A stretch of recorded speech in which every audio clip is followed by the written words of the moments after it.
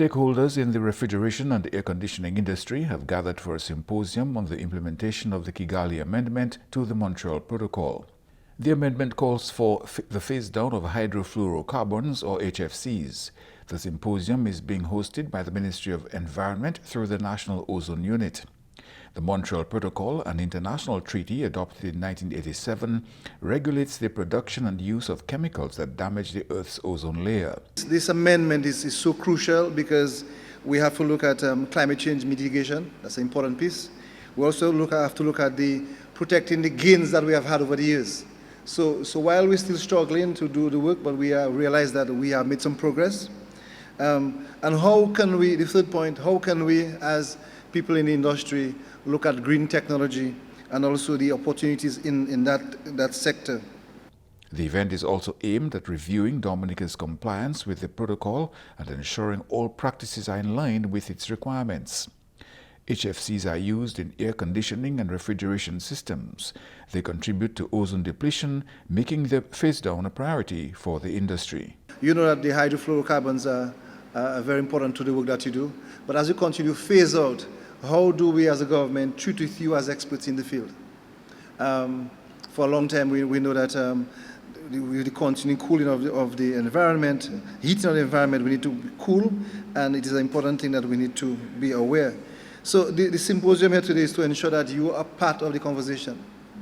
What is important for me as a policymaker going out there and speaking on these issues is that I represent the government's point of view or perspective. But an important part of that is you as private people in the private sector. Those of you who work for various agencies and companies, and you have a significant part to play in that movement. Minister Frederick noted that Dominica is legally obligated to act and is committed to doing its part through the development of green energy. He added that ports and customs officers remain vigilant to keep banned ozone-depleting substances out of the country.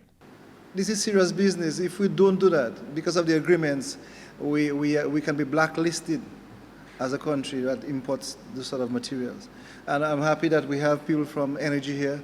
I'm hoping that we have people from the ports and customs as well, because their jobs are also important.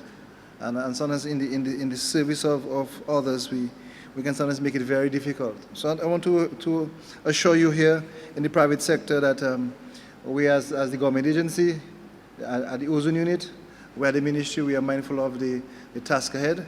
The Honourable Minister pointed out that while Dominica's emissions are very small in the global context, as the nature island it must play its part. The symposium also provided a chance for stakeholders to engage directly with legal consultants to raise issues and concerns. On the agenda was an overview of the Kigalie Amendment and its obligations, presented by legal consultant Carlita Benjamin. Attorney Annika Bellot also addressed participants. Following that, we will have three separate discussions on the sectoral impact of the Kigalie Amendment and opportunities for Dominica. And so we will focus on energy, customs and trade, and agriculture and fisheries, and health and tourism. National Ozone Officer Mrs. Sophia Ansem-Larocque was also expected to lead a stakeholder discussion on Dominica's national response to the Montreal Protocol. Julian Morris for the Government Information Service.